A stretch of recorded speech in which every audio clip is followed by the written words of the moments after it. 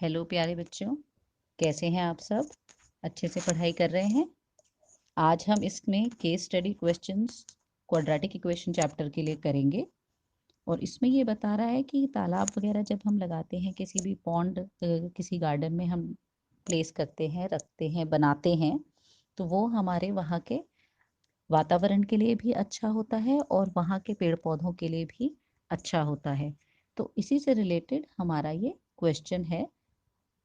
In the center of a rectangular lawn of dimension 50 by 40, a rectangular pond has to be constructed so that the area of the grass surrounding the pond will be 1184 metre square.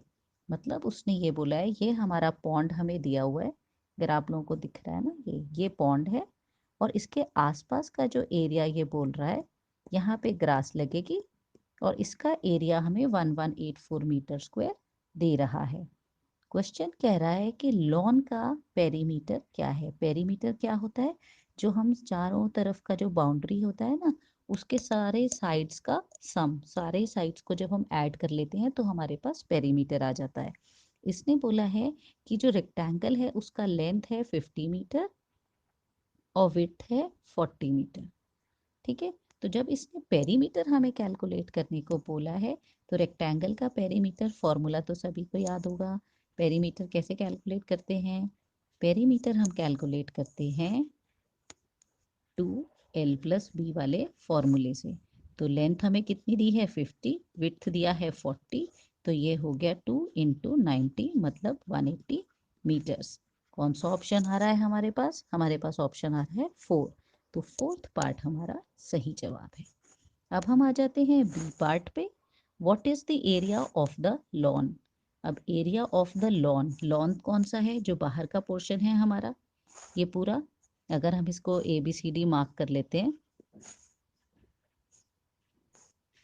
और इसको PQRS कह देते हैं, तो PQRS हमारा pond है, तालाब है, ABCD हमारा पूरा लॉन है ना? तो लॉन के अंदर ही तालाब है। तो यहाँ पर हमें बोल रहा है कि एरिया ऑफ द लॉन बताओ। तो एरिया ऑफ द लॉन के लिए हम कैलकुलेट करेंगे रेक्टेंगल का फॉर्मूला। वो क्या होता है? L×B। तो ये हो गया 50 × 40 मतलब 2000 मीटर स्क्वायर। 2000 metre square. तो ये ऑप्शन कौन सा दिख रहा है हमें? Third option. तो वो हमारा आंसर आ गया। अब क्वेश्चन कह रहा है what is the length of the pond, what is the width of the pond और what is the area of the pond. तो तीनों पार्ट में मतलब मुझे पॉन्ड के साइड्स पता होने चाहिए। तो यहाँ पे जब आप क्वेश्चन देखोगे ना, तो आप नोटिस करोगे कि इसके जो विड्थ है ना, ये हर तरफ से बराबर ही होगी। ये जो जहाँ से ये जो पोर्शन है ये हर तरफ से बराबर होगा। तो जब मेरे पास ये पूरा मान लो AB पूरा 50 है या CD पूरा 50 है, तो RS कितना हो जाएगा? X एक तरफ से सब्ट्रैक्ट हुआ, X एक तरफ से माइनस हुआ, तो 50 - 2X हो जाएगा। तो आ जाते हैं यहाँ पे। और वैसे ही जब मैं BC को देखूंगी और QR को देखूंगी, तो BC और QR में कितने का गैप है? दोनों तरफ X और X, ये देखो X और X जाएगा ना, तो 40 - 2X हो जाएगा QR की लेंथ। तो आते हैं यहाँ पर, कैलकुलेट करते हैं। हमें यहाँ पे दिया हुआ है C part, length of the pond calculate करना है। तो लेंथ ऑफ द पॉन्ड कैसे कैलकुलेट होगा? इन्होंने हमें एरिया ऑफ द ग्रास दिया हुआ है, area of the grass surrounding the pond 1184।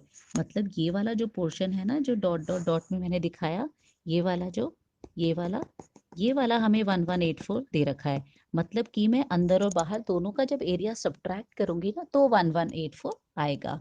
तो हम यहाँ पर पहले तो लेंथ ऑफ द पॉन्ड लिखते हैं। वो क्या है? यहाँ पर हमारे पास है लेंथ ऑफ द पॉन्ड, ये है हमारे पास 50 - 2X। और वैसे ही ब्रेड्थ ऑफ द पॉन्ड क्या है? 40 - 2X। तो जब हम इन दोनों को मल्टीप्लाई करेंगे तो मेरे पास एरिया ऑफ द पॉन्ड आएगा 50 - 2X इंटू 40 - 2X, क्योंकि ये भी रेक्टेंगल जैसा है।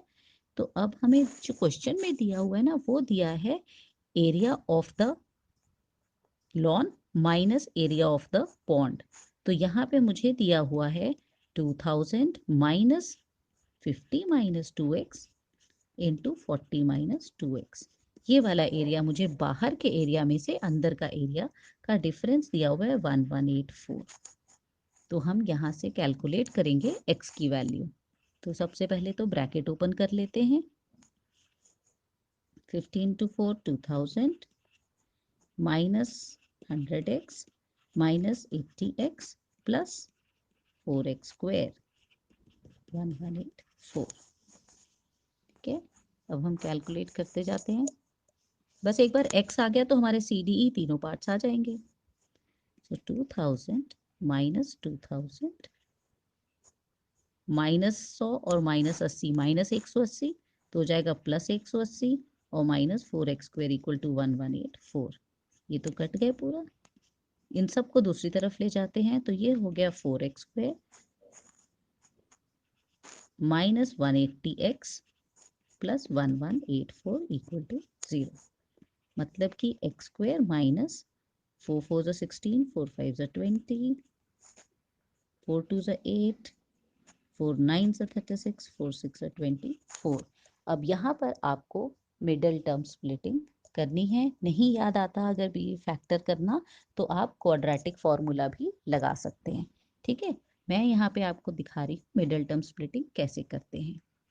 296 जब मुझे नंबर दिया है और 45 दिया है। ठीक है, तो हम यहाँ पे सबसे पहले कोशिश करते हैं इसको 4 से डिवाइड करने की। 4 7 ज़ा 28 4 4 ज़ा 16 और एक नंबर छोटा लेते हैं तो 2 से डिवाइड करते हैं तो 4 इंटू 2 8 2 3 ज़ा 6 2 7 ज़ा 14। अब आप देखोगे 37 प्लस 8 45 आ रहा है और यहाँ पे इन दोनों को मल्टीप्लाई करने पे 296 आ रहा है। तो x square minus 8x minus 37x plus 296 equal to 0। ठीक है, ये आपकी कैलकुलेशन के लिए है। तो यहाँ से आ गया x minus 8 minus 37 x minus 8 equal to 0। Factorisation हर एक बच्चे को आती होगी। बस मैंने ये जो पार्ट सॉल्व कर लिया ना सी, तो मेरा सी और डी और ई जल्दी जल्दी हो जाएगा।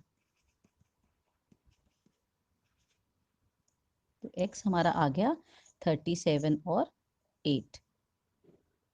अच्छा, लेंथ ऑफ द पॉन्ड पूछा है ना, तो लेंथ ऑफ द पॉन्ड जो है वो x थोड़ी है, x तो विड्थ है।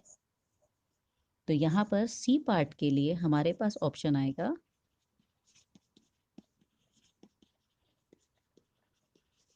यहाँ देखो लेंथ ऑफ द पॉन्ड हमने क्या लिखा था 50 माइनस 2x। तो 50 माइनस 2 इंटू 8 50 माइनस 16। 10 में से 6 गए 4 4 में से 1 गया 3 क्या आया 34 मीटर्स। कौन सा ऑप्शन सही है हमारे पास? तीसरा। तो हमारा थर्ड ऑप्शन आंसर आ जाएगा। अब हम आ जाते हैं यहीं पर